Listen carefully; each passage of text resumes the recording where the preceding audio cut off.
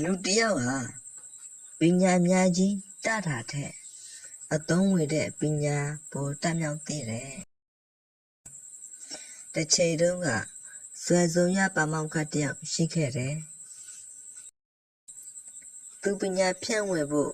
နေရာနှံ့ပြားခရီးထွက်ခဲ့ပါတယ်။တစ်ချိန်တော့ရေစီးကျန်းတဲ့ချောင်းဖျားဖို့အလိုမှာကတော့ကောင်လေးတယောက်သူငားရမ်းခဲ့ပါတယ်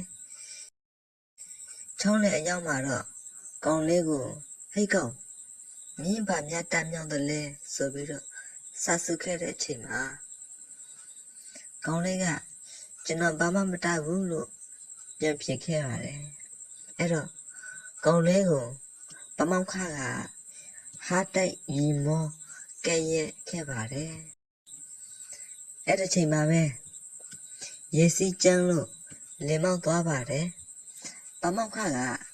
ရေမကူးတော့ဒုက္ခရောက်ချိန်မှာကောင်လေးက